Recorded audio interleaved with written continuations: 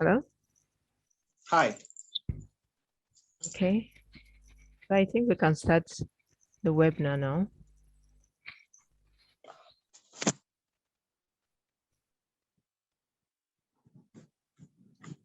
Hello, everybody. Good afternoon. Good afternoon, Jane. How are you? I think anything that could have gone wrong just went wrong with my desktop. So I'm stuck with my phone. Thank God for phones. Yeah, thank God. So I'm on standby whenever you guys are ready.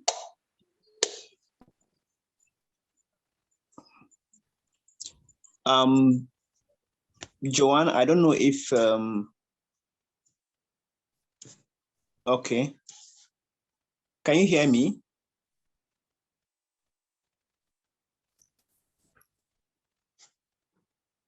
Hello. Hi. Okay. Good afternoon, everyone. Good afternoon. Yeah. You're welcome to the Youthcosum Webinar. Thank you very much. Yeah. The title of our webinar is Nigerian Youths, Family Values and Social Change.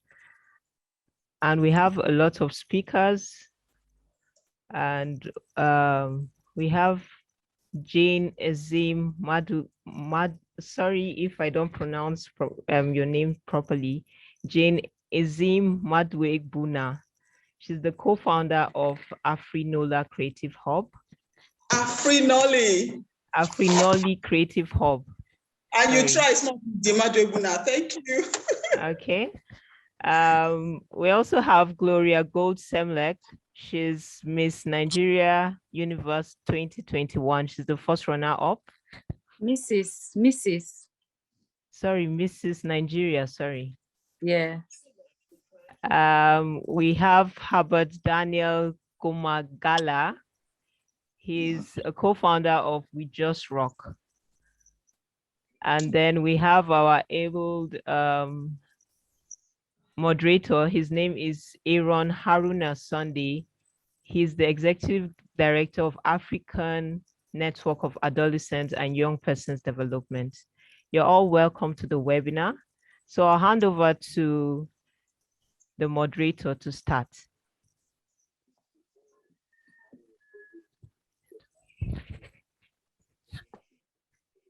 Thank you very much, Jane. I don't know if you can hear me. Yes. All right. I bring you greetings from Enugu State, where I am here for an assignment. It's really a great privilege to virtually connect with everybody, and especially in a critical moment where Nigeria, as a country, is going through a lot, especially with regard to family values, and as well as some of the societal issues we are currently seeing. So I first of all want to appreciate the leadership of the Youth Consortium for this initiative that they instituted, and also for every of the speakers that have been carefully engaged to share from their wealth of experience and knowledge with everyone.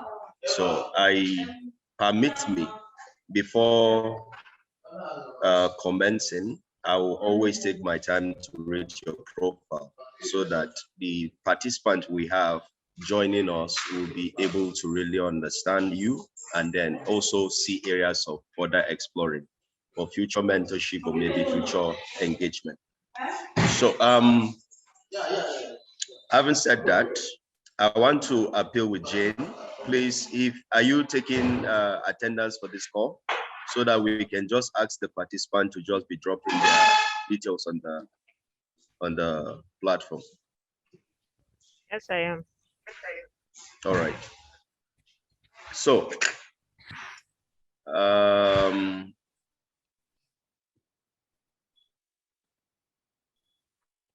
cross to the first speaker. My first speaker is Gloria Gold Simlak, who is the Miss Nigeria Universe 2021. Gloria Simlak is a first runner-up of Miss Nigeria 2021 Universe. She is a model and a social influencer in the entertainment industry. So you're very welcome, Gloria.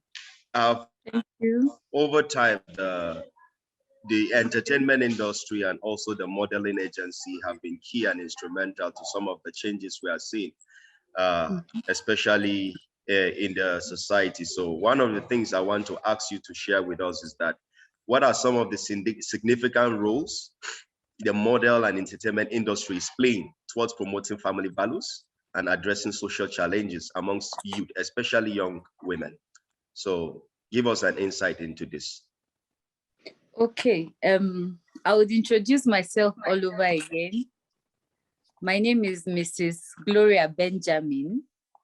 Also, I'm known as Gloria Semlek. Semlek is my maiden name, and I have held on to it for a very long time. I don't think I want to let go of it because of how we know we're talking about family, so how we all came up and all of that. And then I started modeling in 2008, I would say. And it has been a very interesting one for me. First off, I've had so much to do with events, also with meeting a lot of young people and growing up, and also trying to also groom. I own a modeling agency here in Jos, Plateau State. I also have been involved in a lot of modeling activities like pageants. Also, I've been involved in runway and all of that. But one thing I know I have taken seriously about modeling is how these young people are being introduced into it, and also how they also blossom in it. First off, I would speak about how the modeling agency had been misunderstood or possibly misinterpreted. We have a lot of foxes out there who obviously they try to take advantage of these young ones. I've also been in the shoes before where I would be offered some kind of benefit to be asked some kind of I need to pay somehow. I don't know, but I have learned that a lot of people out there, a lot of young ones get discouraged from getting into this business. Why? Because of this whole misconception, and sometimes the people that get to give us all these opportunities, they get to take advantage of the young ones as well. But I would leave that for now and just talk about how modeling has helped me personally. The significance of modeling, actually, I would say, first off, I don't think modeling is just wearing a dress and standing in front of the camera. It is not. It is mostly being an example. Please, if you are getting me, give me a thumbs up, please. Yeah. Okay. So modeling generally, I think it is my own understanding. It is just being an example. I don't think modeling should be taken as just wearing a dress, having a beautiful face and standing in front of the camera or making poses in front of a crowd. No, I think modeling is just being a role model. I have settled down to learn about modeling, and these are my points. First off, I can't be a model's coach without being an example to the youth, the young ones that are coming up. You see, Esther in the Bible, I'm sorry, I'm bringing the Bible into this. Esther in the Bible was our first ever model on earth that took it upon herself to be a model. The idea of pageantries come from the story of Esther. where you have to put on the nicest clothes, you have to put on the nicest perfumes, look good, and strut in front of a king to become a queen. So that's where pageantry comes from. So when we go for pageants, they teach us how to be 100. 100 meaning you have to have a good attitude, you have to have good manners, you have to be clean, you have to know a whole lot, and you have to be very intelligent. So I would say modeling has shown every aspect of life, from living with people, especially people you don't know and people you know, where family comes. Also, it helps. Living with people also comes from, say, they keep you on camp for 1 whole week to know how you relate with one another, how you settle down with people you don't even know. And then it shows from there, it shows how you relate with your family as well. So however you relate with these people shows, it gives them the whole idea of whether you're a queen material or not. And also you have to practice love. A lot of love is shown on camp, because where there's love, there's no conflict, of course. So you need to show how much love is over there. And it also brings me down to family values. I have lived with my siblings for a very long time, and it got easier for me because living with other ladies, because my mom never allowed us to have our own rooms, like separate rooms. We have to learn to cohabit with one another. So I hope I answered that question. Did I? Yes, you're giving us an insight into it, which is also very important. Yeah.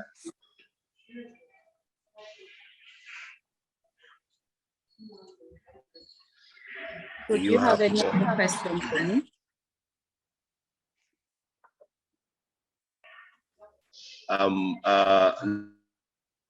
Let's look from the angle being economists that sees modeling as a. Please, can you come again?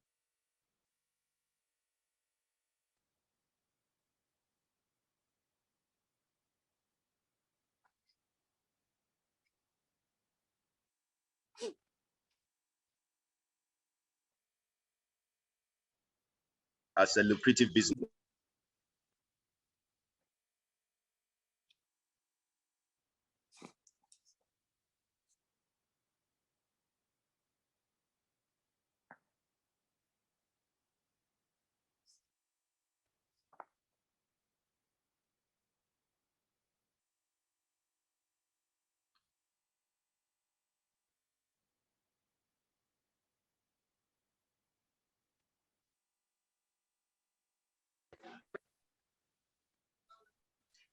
So sorry, this is Nigeria. Network is not on my friend to me. But just like I was saying, you know, modeling is also seen from the angle of being of economic benefits for young girls. And I know on the call we have some models that have joined, and literally we want to know how do we balance that misconception in terms of the bad thought that society see model are, and again the parental values. Like, you know, as a parent, there are some certain things that you will want your daughter to do, and there are some certain appearances you will want to see her appear, but maybe for her own passion for modeling, she might be appearing in a way where goes against the values you believe the society portrayed. So, but what are you doing in terms of orienting both these two category of group of people to ensure that that girl or that young lady that wants to go into modeling, it's given the opportunity she needs and maximize her potential? So can you just give a brief about that? Thank you. Okay. Modeling doesn't have an issue. I won't say the models are the problems, But I would say I've never told any model that models are the problems. No, they cannot be the problem. The problem now is the people that give these jobs. I'll say it in clear terms. People who create these jobs, people who are contacted to be an in-between between the models and the clients. That's where the problem is. Models don't just go around with all their thoughts. A professional model would not take it upon herself to be used or to offer herself to be used. No, models don't do that. Professional models don't do that. So if a model has gone through the training and she has gone through some kind of classes to become a model, she would know that she is not supposed to do that. And no model goes directly to the client to say, I want this job. If the job is not out there, she wouldn't say, I want this job, you should give me, and then she gives you what you want. No, the models hardly make those offers. What usually happens is these in-betweens or the client himself or itself would say, before I give you this job, this is what you have to do. And for modeling generally, your portfolio is your name. It's not how much cash you have in your pocket from modeling. No, it's your portfolio. You have to have a picture portfolio where you have what you have done before. You know what a CV is. You put it down. Yes, it's like a model CV. It's a portfolio. It shows whatever you have done. So most of these models don't get paid for these jobs that they go for. At the end of the day, these clients already know that you are working for this portfolio. So what they do at the end of the day is, I'll give you this job, you're not getting paid, but you have to give me this. Why? Because of portfolio. And it's not profitable. I don't think a portfolio should be a criteria for being called a supermodel. No, I don't think it should be, but it is in our society right now. And speaking about social values, there's a lot here in Africa. We're just borrowing the Western lifestyle. I think modeling is the Western lifestyle because they accepted it, and it's hard for us over here to accept it. But I feel the social values we have here has restricted a whole lot of us from doing a lot that is happening outside Africa.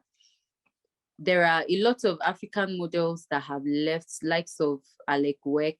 If you even look at it clearly, most models, the top models in the world, the top 3 are actually Black models. That's Naomi Campbell, Tyra Banks, and Alec Weck. All 3 of them have been known as the top 3 models in the world. And these 3 models are all Black, all from Africa. Right now, the business over there looks for the brown skin. They don't really go for the white girls anymore. And then they like, African women. I'm sorry, pardon my language, but African women are beautiful. We're tall. Most of us are tall. And we also have this figure, the standard figure. So they don't go for the tall, lanky models anymore. They go for African models. But you have to start from somewhere. You have to start from somewhere. And starting from home is pretty hard because of values. And then for a whole lot of models, we have not understood what it means by our dress sense. First off, I would say outfits you're supposed to wear in front of a camera or on stage, you see most of our models wearing out. So it makes people feel like this is not supposed to be like that, because I can't wear shorts for a shoot. I'm supposed to sell somebody's outfit. I'm selling something for somebody, and then I'm just supposed to take a picture with it. I can't wear it to the market. So you see the misconception about being professional or not. And then accepting it from home, I had a very, very serious time, a very challenging time with my mom from when I was 17, when I started modeling, till I got to 20, I think I was 24 when she accepted that I can go into modeling. And she had to sit down to read about Esther's story all over again before she was able to understand what modeling is. She had to follow me to a few of my jobs to be convinced. And I think parents should also understand that when your child wants something, all you need to do is support with your whole heart. My mom actually supported me all the way, but it took her time, and she had to start following me from one job to the other before she understood that, okay, the mindset is different, the decisions are different. You can't force one person to do a particular thing all the time. You have to have a mind of your own and also decide for yourself. Sorry. So that also helps also, especially for parents that would stop their children because of all of that. All right. Thank you very much. Thank you very much. I think we have been able to like really look at it more deeper, especially from your own life experience itself. Yeah, and how the current situation in modeling is and how it's been projected. So I will hope that maybe before we wrap up, some of the participants will have some questions for you. But let's move to the next panelist.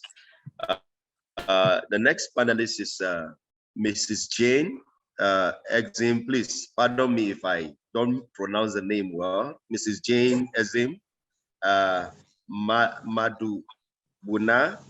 She's Madu Buna.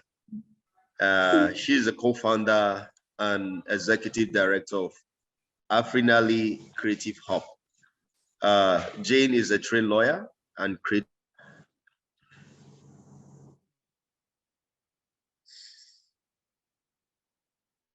content, who is currently adventuring within the world of apps, entertainment, content, and mobile distribution platform via Afrinali app. Thank you, Mrs. Jane, for finding time to be with us at this moment. I have two critical questions for you that you help us shed light on. One of the questions is, how can we utilize digital tools? How can we utilize digital tools towards enhancing parent to children communication and promoting family values? That's the first question. And then the second question is, with ongoing negative vices driven by peer pressure among youth toward financial freedom, which has led many youths victimizing their parents for such gains, how do we address this? And as a lawyer, what can we do? What can be done to keep promoting access to justice for victims? So I don't know if you understand the two questions. Can you repeat the second question? Or shall I come again? Second one. Is it? The second question. The second question, with the ongoing negative vices that is driven by peer pressures among youth. Yes. I'm reading the second question.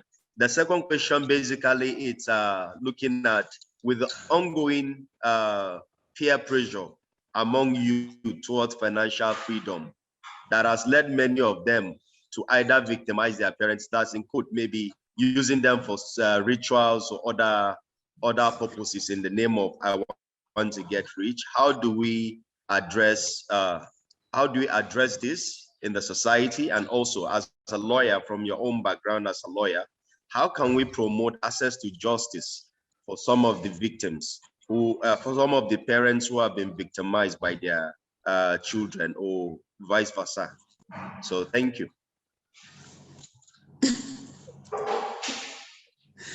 Thank you for that question. Wow. Okay, first of all, I will start with the second one because the second one seems pretty heavy. Access to justice in terms of negative vice vices that are, well, destroying our family values in the society, and Yes. how parents and children equally to assess justice, and what my opinion is about that. Am I correct? Did I get you right? Yes. Yes. Yeah. Okay, so first of all, peer pressure. That is a huge thing right now.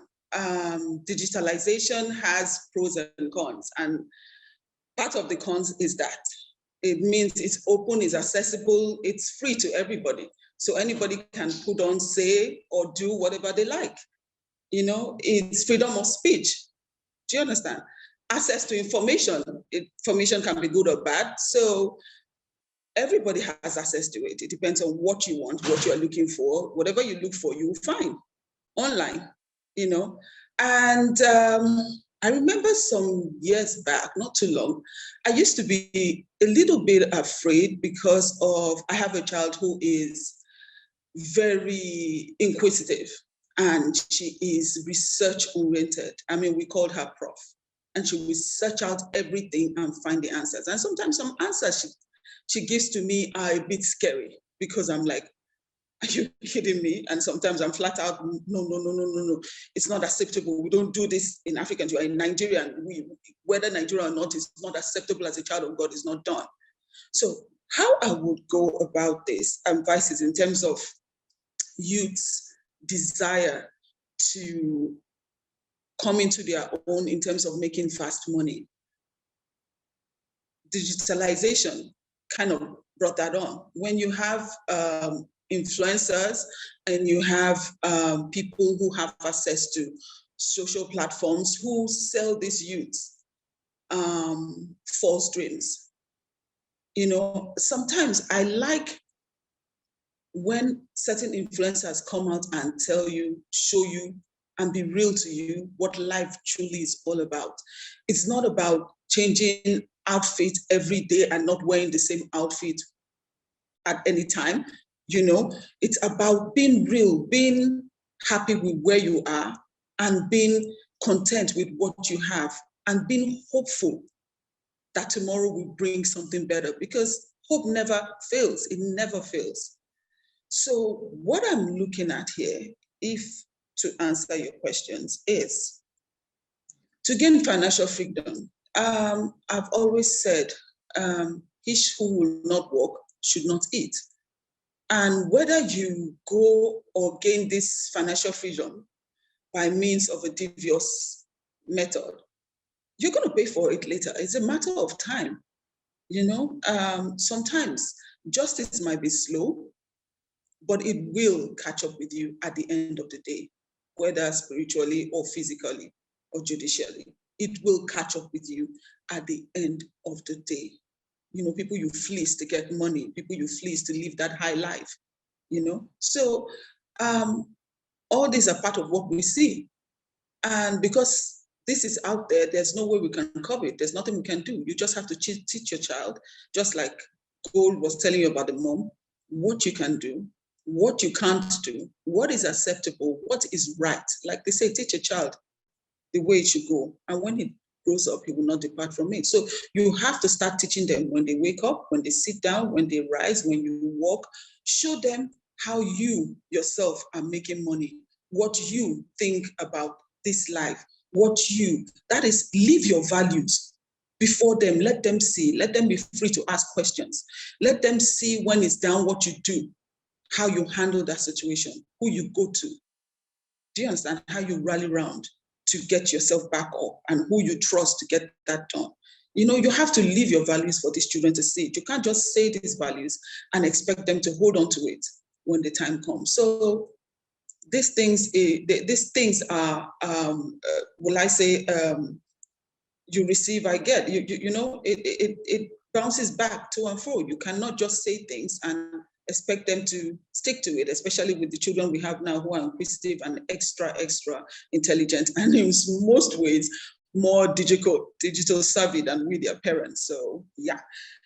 And in terms of, in those ways, I would say maybe there should be media contents that are going out to espouse values, good values, godly living,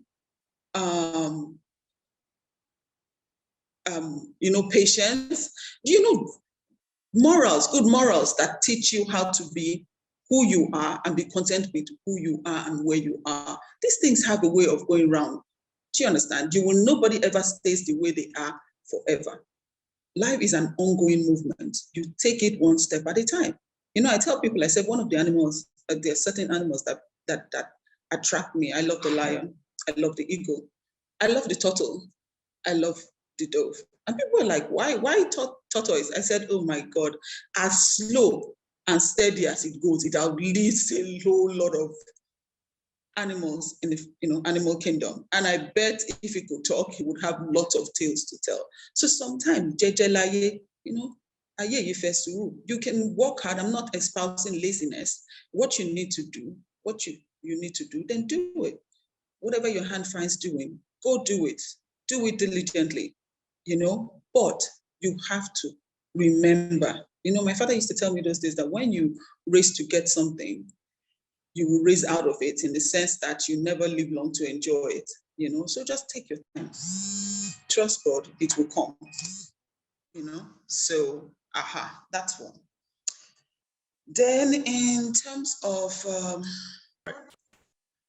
children that are trading their parents in, let me put it that way, to get what they want, because it's a trading. When you use your parents to do ritual just to get money, you're trading something. You feel this one is not useful to you. That one, the money you're looking at, is what you want. That's useful to you. My goodness, I had to laugh, because I know it does happen. And that is a super extreme case. My question to them is, you doing this to your parents, have you ever imagined if you have children and your children do that to you? Because if you consider your parents not useful, you trade them in for the money you think you want, how long would that last? And what about your children? So these things have a reverberating consequence. It goes round and it comes right back. So what I would say legally, I'm not going to lie to you, I have not practiced in a long while. I've been more like a solicitor for my business. But what I would say, the recourse to legal solution, I would say there are a lot of NGOs that do this, that go, handle this. Such a parent who even sees such a character or senses such a character with the child, go and report that child. The sooner you start, the sooner you get that child help, the better for you. My pastor always sings, he's my mentor, about a song. He says, your child he says it in Yoruba, your child is not a washerman, yet every day your child brings clothes home, new clothes. And you haven't asked, I beg, where are all these clothes coming from? It's not like you're a washerman, so I can say, oh, you're bringing people's clothes to wash at home. You bring new clothes, you bring new jewelries, you bring new this.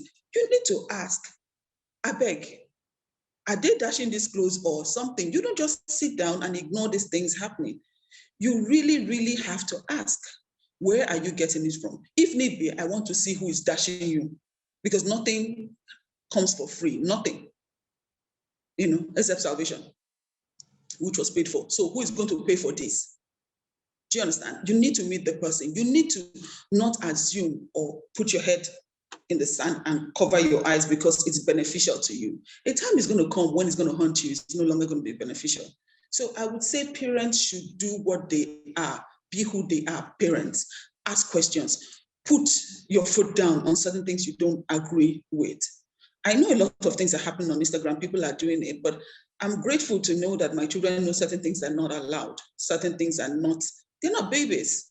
My children range from 25 to 20, but they know the family values. Some things are not just allowed. Some things are not the right thing to do. Even if you can't do it, doesn't mean they're the right thing to do. So you have to know between the right thing to do and the right time to do those right things. So I would say the parents should contact most of these NGOs that deal in this situation and handle it, because right now we have a case of a young chap who is exhibiting some crazy tendencies. It sells the parent tire. The father will say, Efile, you know, come back the next day. The mother came and was complaining that all her jewelries are stolen. Also, I told him, I said, why don't you call family? Check his friends, sit down and see who the influences around him are. Let's see what is mitigating this young man's, you know, desire for this hot money. You know, parents are like, no, he will change. He was 17, now he's 24. I'm telling you, the father can't even say, come. You say something to him, the way, he doesn't care who is there. The way he talks to the father, the way he gets up and walks out, the way, you know, and I'm like, for goodness sake, I'm going to be 52. I can't even dream of it to do it to my father at 52. I have my own house, I have my own home, but there's some, you know, when they say dream, you have to dream it to be able to do it. I can't even conceive it, not to mention doing that to my father at his age. Do you understand? So sometimes parents are at fault, but sometimes you see this thing we call social media, that we allow them consume without restriction. It's okay, he's old, without explaining to them certain things they watch, what they would see, what those things would mean later, what those things can affect them later, how those things will influence their decision. I tell my children, sometimes I pick it up and I look at it, because we were pastors in my church for a while, and of youth. And I would see some things and I'll call my children and say, this is not just right. And my daughter would say, she said, she'll tell me, I know it's right, but I need you to tell me why. You know, I'm like, because of X, Y, Z, because of this. And of course, I'll tell her, show her some cases in the Bible, and I'll tell her in life, this thing has a way of haunting you later. Why would you do this? What are you seeking? More audience? Which more audience? So audience you seek, you're going to get them, but be careful about what you want, you know, because sometimes what you seek can come back and haunt you, and you might not like it. So for parents and children equally that are going through such situations, I would say seek help. There are so many NGOs, so many police. Please, I didn't say that out loud, but there are more. I didn't forget that statement, but I would say if you search out and you look for, you see NGOs that can really, really help you deal with these matters, because it's better caught at the root than when it has, you know, bloomed and then there's nothing you can do, and that child is an adult and has his own right to do what he wants to do now. That is the tragedy of the whole thing. The second one, digital tools that will help enhance parents to children family values. Like I said, every tool, every platform, everything created has its pros and cons. Social media is also a beautiful tool, because there are people out there that use it to espouse great moral values, greatness, great things, are doing great things with it. Meanwhile, there are others out there who are using it to showcase crazy things. Oh, you have that money, you are flashing it, so the person is seeing the money. You don't tell them the backstory of how you worked for that money, how you got it, even clean or not. And they themselves are so gullible and easy taken, and you know, just easily pulled in, and all they're looking for is also to be able to stand there one day and showcase this value. I've always told people two things that keep me. Who are you and whose are you? Those two, if you know what it is, will determine what you do, where you do it, how you do it. Because whose you are will dictate, it's a manual. Whoever you belong to would have a manual on how you run your life, how you do things. Even in the government, if you're a Nigerian citizen, it has a constitution, it has a manual on how things should be done, on how things shouldn't be done. So you should know who you are and whose you are. Once you know those two things, the other where, how, When? It's easy peasy, because under those guidelines, you will know how to run and, the boundaries that showcase or head your life in. So in terms of digital tools, do you know, oftentimes I'm one of those people, I watch a lot of films and I watch things with my daughter. I watch things with my children a lot. As much as I'm very contrary in things that I watch, in that I love a lot of Christmas movies, oh my Lord. I'm a Christmas person 24/7, 365 days a year. And on the reverse, on the contrary, I love horror movies. I love whodunit, suspense, thrillers. That's me, But because I already have my boundaries hedged in, sometimes somebody asked me, why do you watch this? I said, because I see crazy things people do. They say, you see somebody somewhere say, Bakaram, and you are asking, hello, who is that guy? You need to borrow some Nigerian sense and make your exit in the other direction. Do you understand? You're saying, hello, who is it? Are you expecting somebody? So my children laugh and I'm like, it's for me, it's just wisdom. I glean wisdom out of it. So you have to know who you are, what you can take and what you can't take. Digital tools. There are a lot of digital tools. I don't want to be saying advertising things for people, but even your Netflix is a digital tool. Even your whatever you do are digital avenues for you to teach your children the way to go in which to walk. Do you understand? Sometimes I watch films with my children, and when we're done, the next thing I start telling them what I feel went wrong with that movie, what I feel was not right, both morally or criminally or investigatively or whatever. My daughter says, you're now bringing your lawyer hat. I say, yeah, you can't help it. Why did they do this? Why? Sometimes I tell them, I say, oh, they're always abusing Nigerian film. Did you see that? Did you see how that happened? Did you notice that the snow was falling and not on their jacket? I don't know what kind of snow it is that is falling, that is no flake on their jacket. Or did you notice that the guy says the guy is guilty? Did you notice? For me, every little thing is a venue to teach, to espouse my belief, to show them where I hang my trust or where my boundaries are hedged around, or ring-fenced. So for me, life itself is a digital tool, is a tool itself for parents to teach. You don't need anybody to create any digital, special digital tool. Life, every tool you have, Facebook, everything is a tool. Use it. Tell them what you feel. Let them know what you feel about whatever it is you see, and tell them why. Don't just say it is, why are you asking me? I just said so. No, you have to tell them why. Why you are saying this. If you have a story, show them the story that where these things have happened and it has ended badly.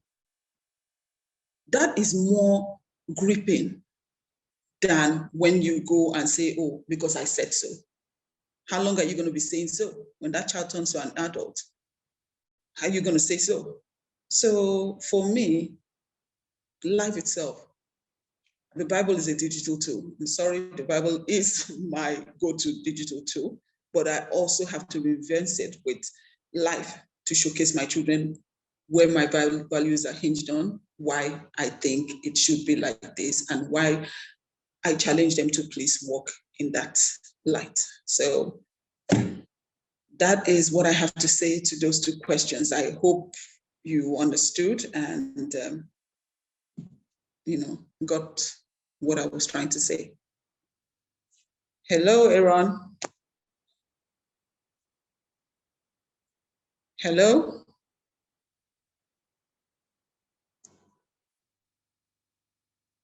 Wow.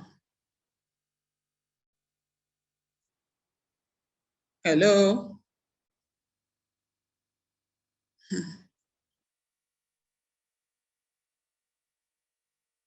Hi, Herbert. Aaron is not here. I think his network is faulty. So maybe Joanne can take over. Is Joanne here? John is here. John. Joanne? Hi. I think Aaron's she's having a network is faulty. Yeah, I think so. I think I'm done. So Okay.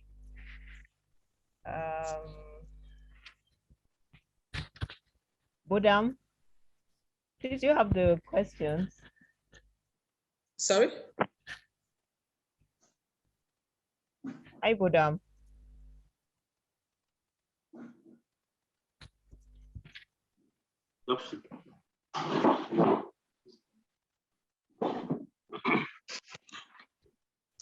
Hello. Hi, Bodam. Hi, this is Gideon. Oh, Gideon. Okay. Yeah. Good So, afternoon. Good afternoon. I've been following so far, and it's quite insightful so far. Mr. Gomagala, I don't know if you can hear me. Yes, I can hear you. I'm fine. We can. Thank you everyone for your contribution so far. Aaron has been experiencing some network issues. That's why. And I don't know if Laura is still there, but basically it's supposed to be for 45 minutes, and I think we've passed our time. But it would be nice if we have like a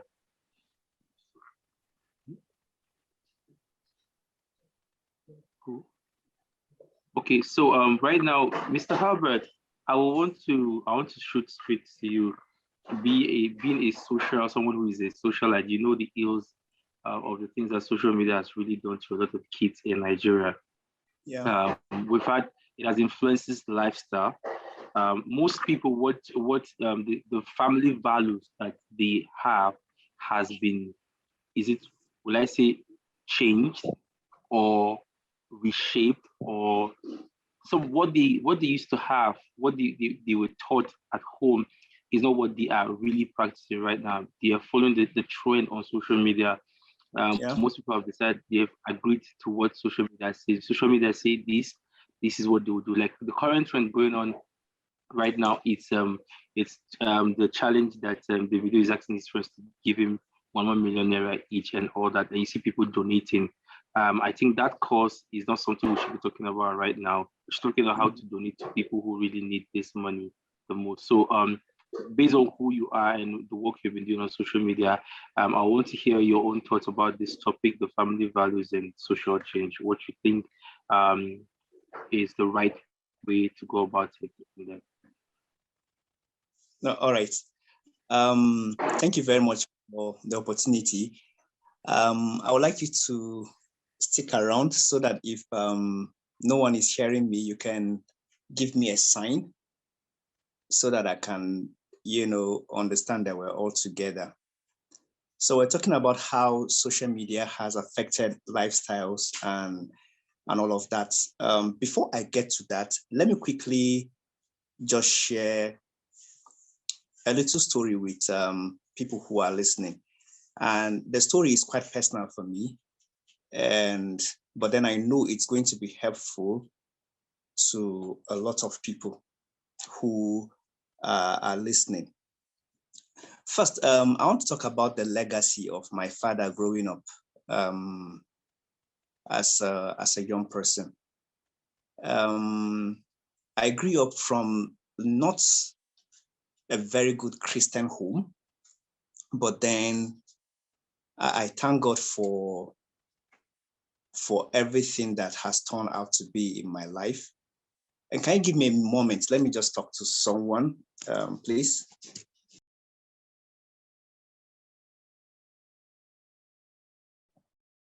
Okay, while we wait for him, I'm back. Miss Gloria. I'm here. Are you there? Yes, I'm back. Okay, you're back. Okay, thank you. You can go ahead. Sorry about that. So growing up in a family that my dad was a drunk, basically. So you come back from school, and then even when you're someone who is very careful with how you live your life, but then you're being beaten for absolutely doing nothing wrong to see. So once this guy is drunk and he's home, it's just to look for something to just get him angry, and then he'll beat you up. So from his legacy, I've been able to learn that drinking alcohol, taking alcohol and getting drunk is not a lifestyle that one should follow. But then luckily for me, he stopped drinking in 1990, and then he stopped smoking in 1994 when I was going to JS1. And right from there, my life became better, looking at my father becoming a better person. So my value as a person, my values generally are shaped from this fact that I'm a Christian. So often in my conversation on social media, the conversations are usually inspired by my faith in Christ. And then just like Ephesians chapter 4, verse 29 will say in the Bible, that do not let any corrupt communication proceed out of your mouth, but that which is good for the use of edifying, that it may minister grace to the hearers. So in my conversation, I ensure that everything I say, how I engage with people, that I minister grace through what I say. So when my wife was pregnant, and I've been thinking of how I can raise my son, like how will this young man be? And when he came, I wrote a letter for him. So if you go into his room right now, there's a letter that I have on the wall for him to read when he grows up. And in that letter, I gave him a reminder of who he is. That first for me, he is the child of God. And there's a particular family that he's coming from. And in that family, we have our values. We have things that we hold quite high. So these values are basically built on the scripture. Just like most speakers have said, they made references to what the scripture has said in terms of how to behave and how to raise children. So for us, in the lessons that I want to share with people who are close to me, is that it is important for you as a young person to be a good person. Society is lacking good people. Just be a good person. That when you're passing by, the culture of greeting people who are older is being lost today. So if you're passing by, when you see people around, say good morning to them, good afternoon to them, or good evening to them. I've seen young people who you visit their families and then you see a child sitting on a couch and then you expect an older person to greet him. And we've seen parents struggle with the fact that, and can't you greet? They keep telling their children to greet people. That it is at the spot that you expect them to manifest what they have learned growing up is where you're teaching them. So you greet people. And then people should learn to be very familiar with generosity. They should learn to give to people who are in need, not the one that you've captured where you have someone who is not actually in need, but in terms of the social culture that people are accepting, that it is quite normal for people to just come up and then make demands to clear their bills for their Rolls Royce. And then people send in money within minutes, within hours, money is coming in. But then for those people who are sending money or they are questioning people for giving their tithes, it is not convenient for people to give their tithes in church. But then it is convenient to send money to a celebrity who is clearing the bills of his Rolls Royce. And for that particular culture, people feel it's a culture that we should all accept. So society finds a way to change the way we behave, change our thinking, and the society uses the social media to push all of these things. People are not even peaceful today. That's when you go on Twitter, there is barbos everywhere. And it's something very acceptable that if someone will come up and then insult people and use his language to show that he can speak good English and form words and future them together to insult other people, there is a crowd of witnesses who will celebrate him for using insultive words. say, can you see how this one is using what on this person? And we're making this whole thing look very normal. So people are no longer peaceful. That when you're peaceful, people see you as a coward. So these are cultures that, the social media is helping push. And there's another one again that is really, really bitter, that people are very, very economical with the truth. That truth today is relative. That if you want to speak about truth, you speak in context. That truth is no longer absolute. So if it is black, you would say it's your perception that makes it look black. So someone could see it as gray. It's all about how you view it. But then how absolute truth is deviating from our culture as a society. And for real, the social media that we see we're using today is what is helping push this whole thing. And then people would want to be politically correct. So if you want to talk about social vices, people would want to say you should ask the reason why people behave in a certain way instead of calling out the things they are doing as wrong. So we feel that being sugarcoating of the truth is a style of living. So to answer your question of the social culture that we see around social media and how we can behave, is that people should really understand that you have faith that you hold on to. If you're a Christian or you're a Muslim, there is a standard of life that is expected to be defined as good or bad. Look for it and live in that way. And then for me as a person, as I ended my letter that I wrote to my son, I say to him that always remember that you are a child of God.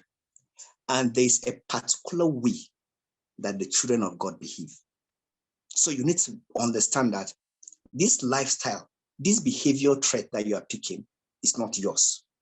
So when you see people doing something in the name of being woke, ask yourself this question: is this how I should behave as the son to Herbert Daniel Gumagala, who is the child of God, or I'm deviating from the facts of my upbringing? So basically, that's what I would say briefly on that. I don't know if I was able to do justice to the question that you've asked. Yes, you have. Yes, you have. You really touched some very areas that are very important. And based on youth collaboration, Youthcosum, we are youth-based. I just want to ask you a very simple question. How have you been? What are the efforts that you're making towards improving social and economic status of youth? And how can we leverage on digital marketing to improve social change? I just want you to say this in a very, just briefly, because we don't really have time. Okay, I wish I can. This will have been the first question. I will take the whole day, answering this particular question. So I tell young people within my space that this social media that we're seeing is a tool for good. It's an office. It's a space that you can use to make money. I think personally, I'm a beneficiary of social media, that it has built network for me that has improved my net worth.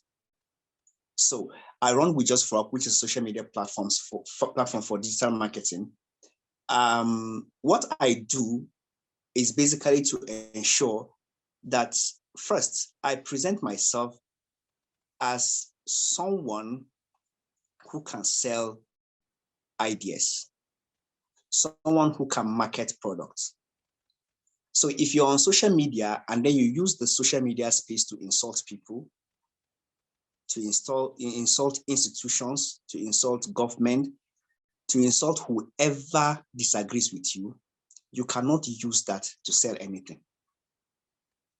So make sure that you package your platform as a place that people can sell items. Build on your followership.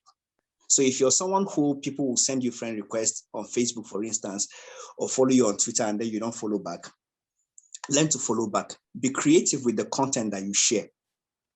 And have a circle of friends that will help push your content. Once you do that, you're making yourself ready for marketing. There is a lot of money on the social media that print media cannot even give you that. that the TV cannot give you, or the radio, because most of us today are engaged on our phones. So it's quite important that we utilize the speed for our own good. Thank you.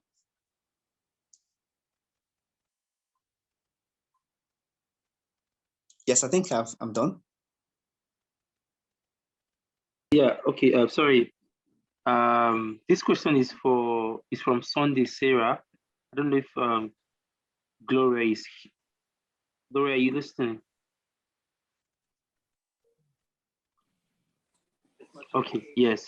So this question is for you, from Sunday Sarah. She said, how do you convince the society that believes modeling is prostitution because of the way models address some models to do nude pictures?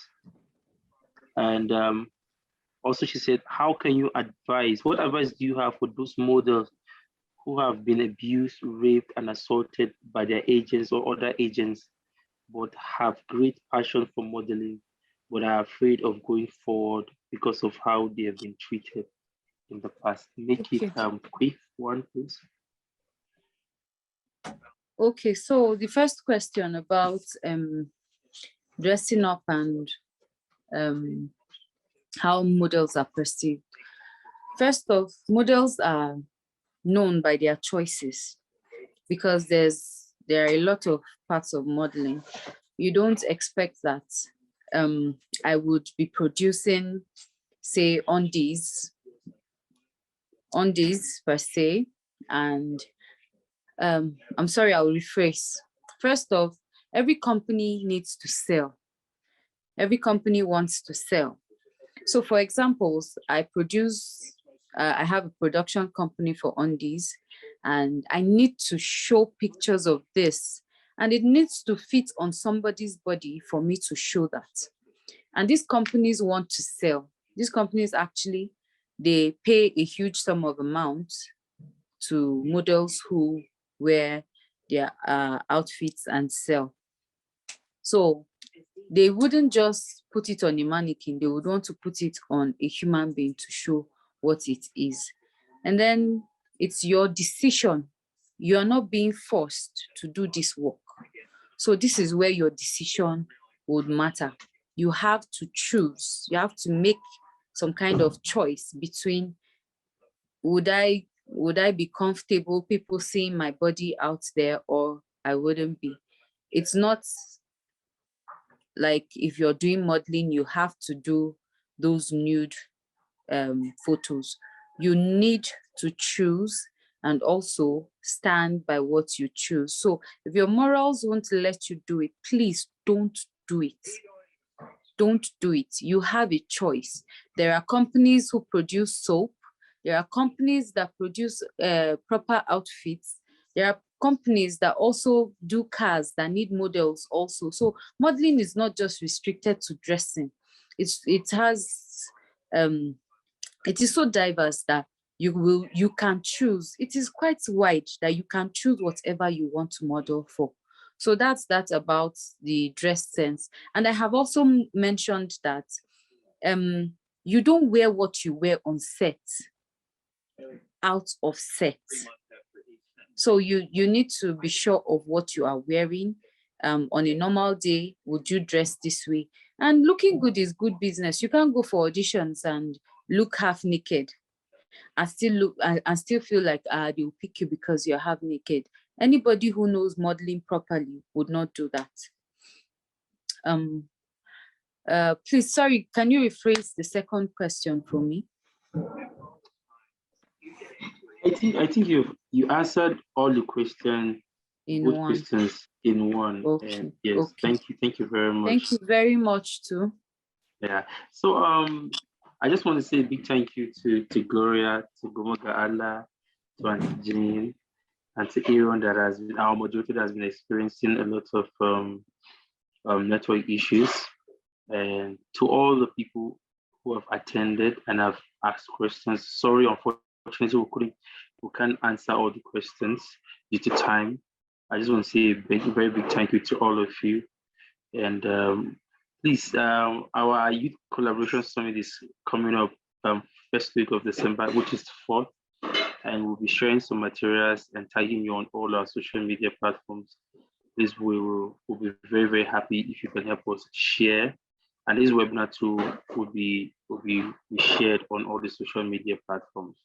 Thank you very much, and God bless you all. Cheers.